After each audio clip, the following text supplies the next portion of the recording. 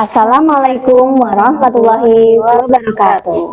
Selamat siang mitra Rumah Sakit Umum Aisyah Muntilan. Perkenalkan, ini saya Setia Fitri Arini dan rekan saya. Dan saya Sulistia Puspawarni. Kami dari bagian gizi RSU Aisyah Muntilan. Ya, di sini kita jumpa lagi dalam acara Hotpot Rumah Sakit Umum Aisyah Muntilan. Nah, gimana ini teman-teman? Masih puasa?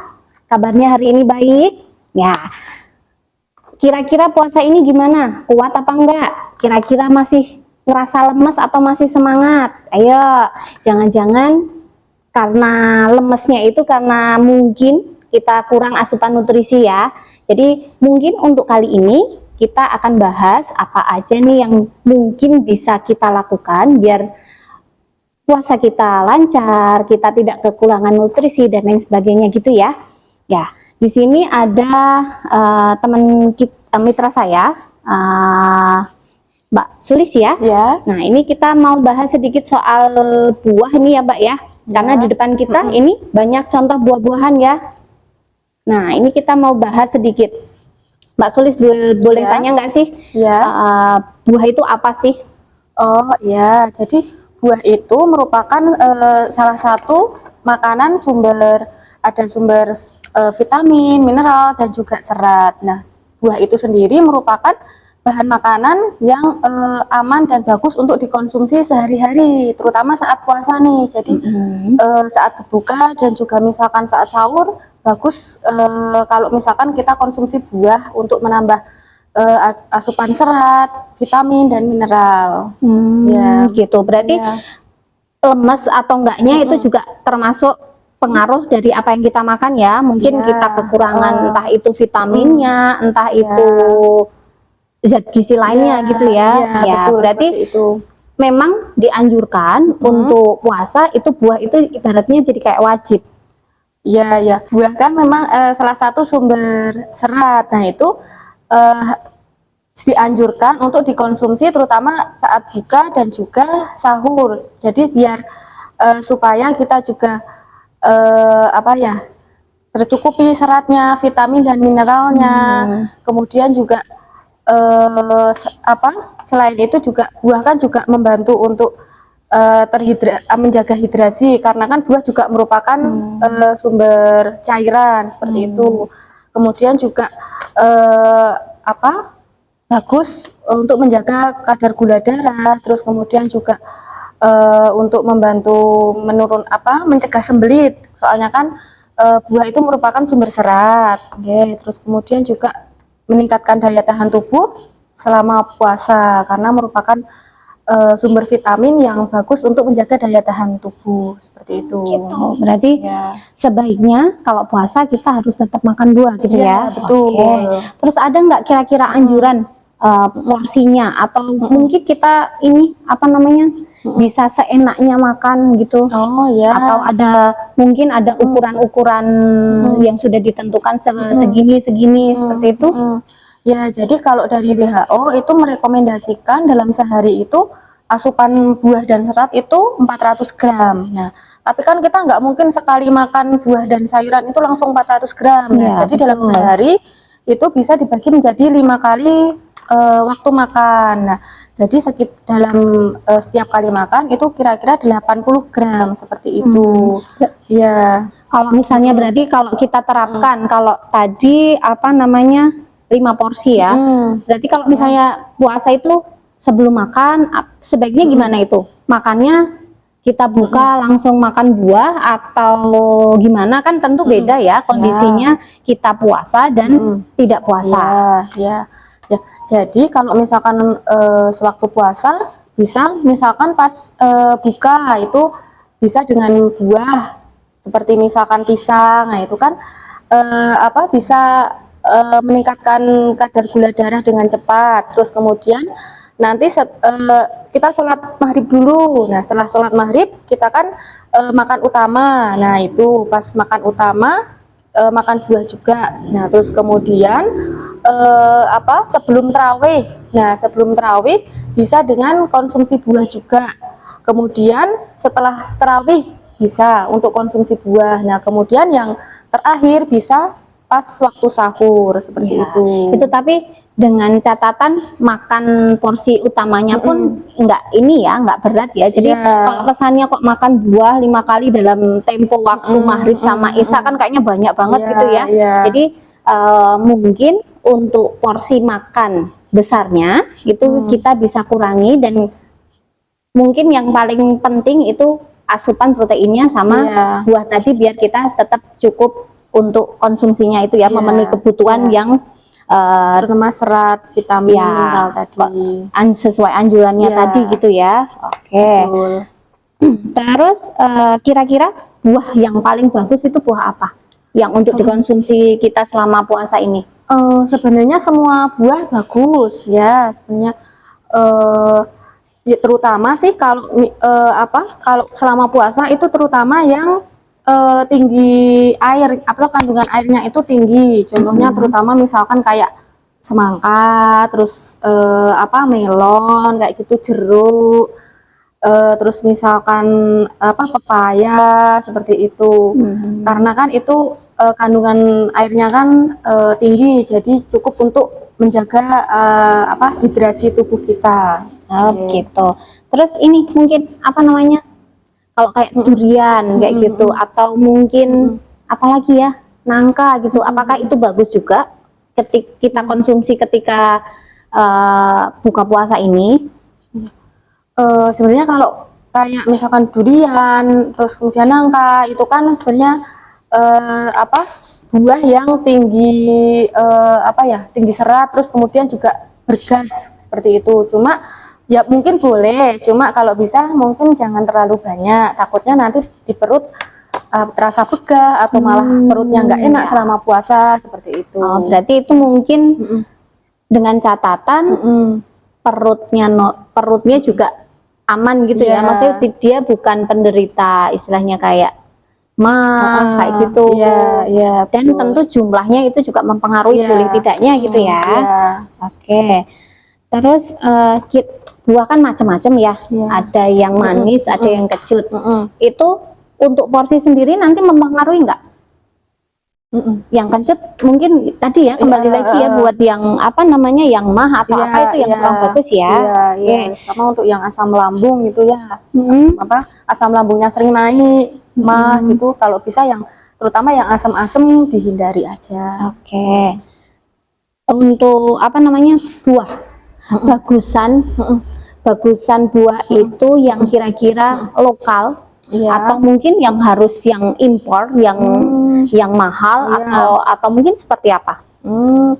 Buah impor contohnya kayak kiwi Misalnya gitu harus ya? harus raspberry lah, apa gitu misalnya. Enggak harus.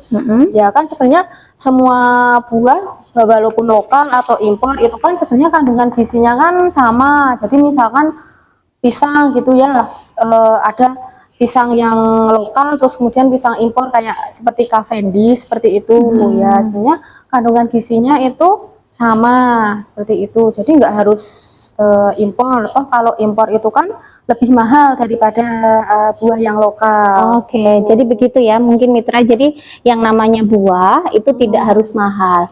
Buah juga nggak perlu yang impor dari luar. Mungkin buah juga bisa kita konsumsi yang ada di sekitar kita. Jadi tidak ada alasan tidak mengkonsumsi buah itu karena mungkin harganya mahal. Jadi kita tetap bisa konsumsi buah yang sekiranya memang ada di lingkungan kita. Mungkin juga lagi musim. Nah, itu kan nanti juga tentu mempengaruhi ya. Jadi kalau misalnya musim mangga atau musim apa, nah itu kan mungkin harganya jadi lebih murah ya. Jadi mungkin lebih mudah dijangkau. Ya, jadi mungkin nggak ada alasan tadi ya untuk tidak makan buah. Tidak makan buah. Oke.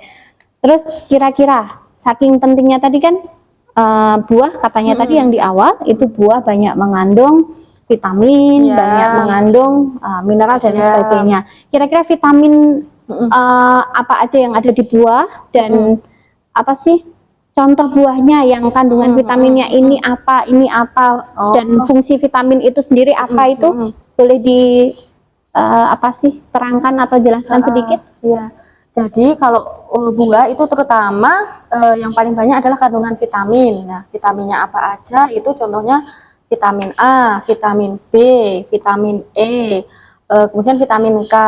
Nah, jadi semua buah itu bagus. Nah, kemudian contoh-contohnya kalau misalkan sumber buah yang sumber vitamin A itu contohnya ini semangka, ya. Ya. Terus ini ada juga misalkan kayak pepaya seperti itu.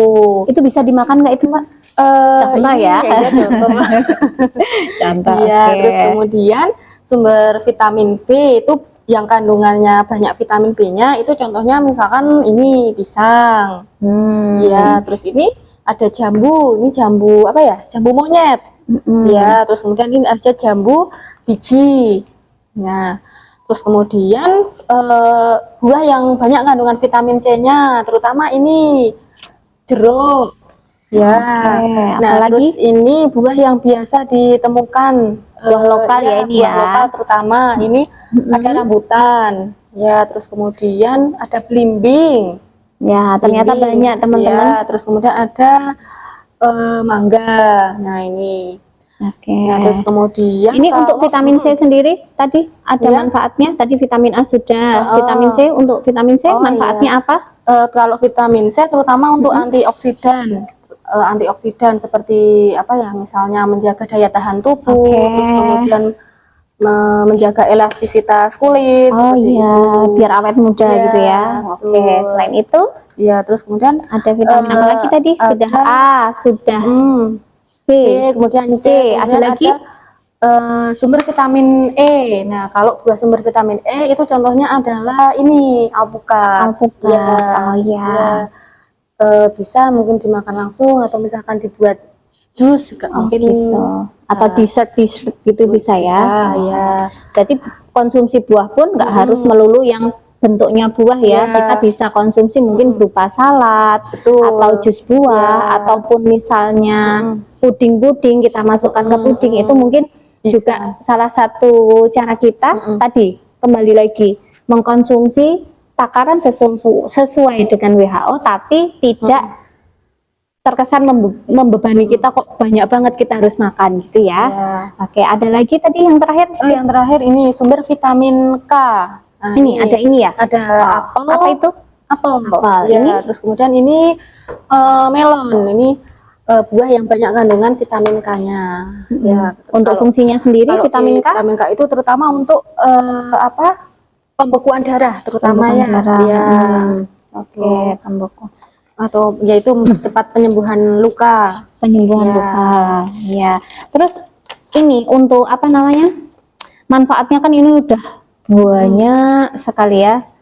Kira-kira misal nih saya puasa. Saya juga lagi program diet gitu. Kira-kira bisa nggak saya cuman makan buah aja, nggak usah makan yang lain. Jadi biar saya juga mungkin kenyang, tapi apa namanya bisa tetap kurus. Nah, bisa membantu saya kurus gitu. Kira-kira bisa nggak itu? Ya, sebenarnya kalau untuk konsumsi buah saja itu kan nggak cukup untuk memenuhi kebutuhan gizi dalam sehari kita. Kita kan tetap memerlukan sumber misalkan sumber karbohidrat, protein, lemak seperti itu. Jadi boleh-boleh saja sih konsumsi buah, cuma mungkin bisa mungkin sebelum makan. Ya, jadi apa untuk kalau misalkan pengen diet seperti itu nggih. Jadi mungkin bisa buahnya sebelum makan. Jadi nanti untuk porsi makan utamanya kan mungkin bisa dikurangi seperti itu. Nah, tapi tetap juga harus diimbangi dengan pola makan yang sehat, terus kemudian juga gaya hidup yang sehat. Oh iya. Ya, seperti. Jadi intinya memang sebenarnya buah itu bisa buat diet ya.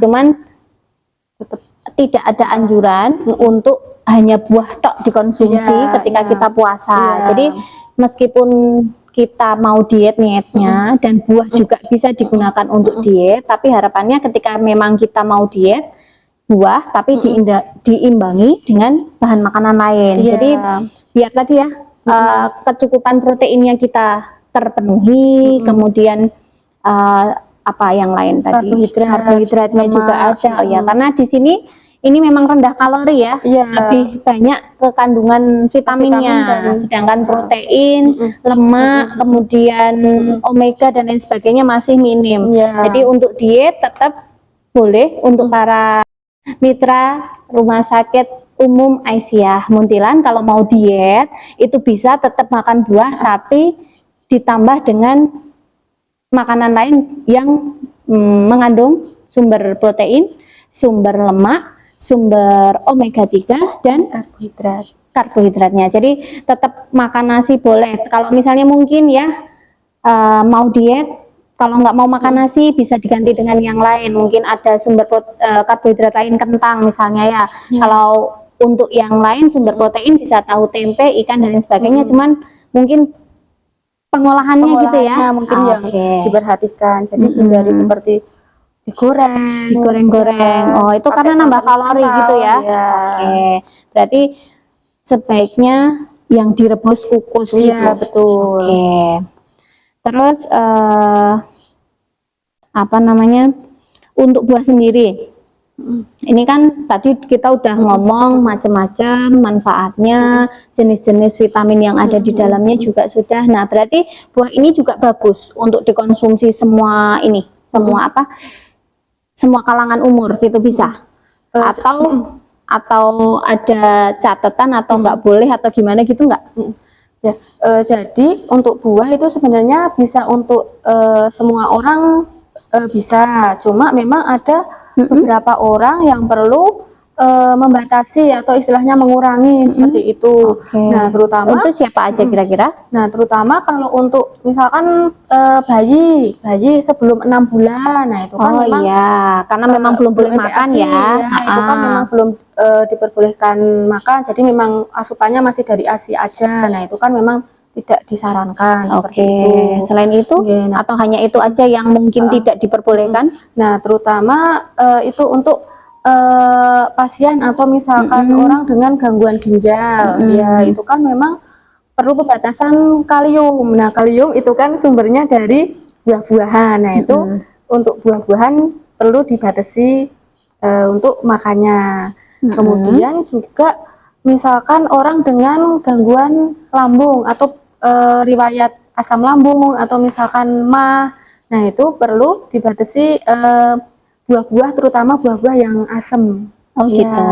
Takutnya nanti memperparah kondisi penyakit lambungnya atau MAH-nya seperti itu. Seperti itu. Jadi tadi mungkin untuk buah-buahan yang kurang dianjurkan tentu tadi ya 6 bulan, bayi di bawah usia 6 bulan karena memang belum saatnya makan ya, tentu itu sudah jelas. Kemudian ada selain itu dari pasien penderita atau dengan gangguan ginjal, kemudian MAH, mungkin ada lagi yang lain? Itu yang nggak boleh ya berarti ya. Itu untuk ini penderita mungkin kayak kolesterol, apakah boleh? Boleh ya berarti ya. Disarankan. Kalau untuk diabetes sendiri? Diabetes boleh. Ya, walaupun nanti ada takaran jumlahnya berapa yang boleh dikonsumsi disesuaikan dengan kebutuhan kalorinya. Jadi diabetes boleh, tapi dengan takaran yang harus disesuaikan. Kalau banyakan tetap nanti takutnya juga meningkatkan kadar gula darah si pasiennya gitu ya. Oke, banyak sekali ya tadi informasi yang kita dapatkan ya Mbak Sulis, terima kasih banyak. Mungkin ini yang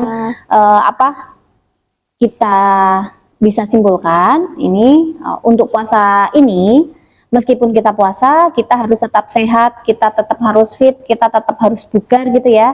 Nah, salah satu caranya mungkin harus kita cukupi kebutuhan tubuh kita. Nah, mungkin bisa dengan cara asupan cairan yang cukup dan makan buah ini yang cukup ya, biar asupan vitamin kita tercukupi. Nah, selain itu konsumsi buah pun kita tidak harus yang mahal ya, mitra. Jadi apa aja buah boleh kita makan yang ada di sekitar kita, nggak usah kita kok terus beranggapan buah harus yang mahal. Apapun buah yang ada di sekitar kita itu tentu punya manfaat karena Allah tentu menciptakan apapun itu ada hikmah ada manfaatnya. Jadi nggak perlu gengsi-gengsi harus beli buah yang mahal, harus apel atau apa, padahal di samping kita mungkin ada pepaya misalnya seperti itu. Jadi harus tetap makan buah ya mitra, biar kita tetap sehat, tetap bugar ya. Kemudian mungkin untuk para penderita gangguan ginjal, kemudian gangguan MAH, mungkin harus lebih bijak lagi untuk memilih buah apa yang harus kita makan. Kemudian untuk penderita diabetes tadi yang sudah Mbak Sulis katakan, bahwasanya boleh lebih mungkin bisa lebih bebas gitu ya daripada penderita gangguan ginjal tadi ya. Betul. Nah, tapi tetap harus kontrol porsinya gitu ya. Nah, mungkin itu yang bisa saya simpulkan dari ini ya. Mungkin dari Mbak Sulis ada tambahan lagi yang mau sampaikan ke mitra? Semoga kita tetap sehat dan tetap semangat dalam menjalani ibadah puasa Ramadan tahun ini dan dapat berjumpa di Ramadan tahun depan. Dan apabila rekan Rumah Sakit Umum Aisyah Muntilan masih bingung atau ada yang perlu dikonsulkan mengenai makanan atau mengenai gizi, dapat bertemu kami di Rumah Sakit Umum Aisyah Muntilan. Mungkin sekian dari kami. Sampai jumpa lagi dalam acara Hopak Rumah Sakit Umum Aisyah Muntilan dalam lain kesempatan. Wassalamualaikum warahmatullahi wabarakatuh. Dadah.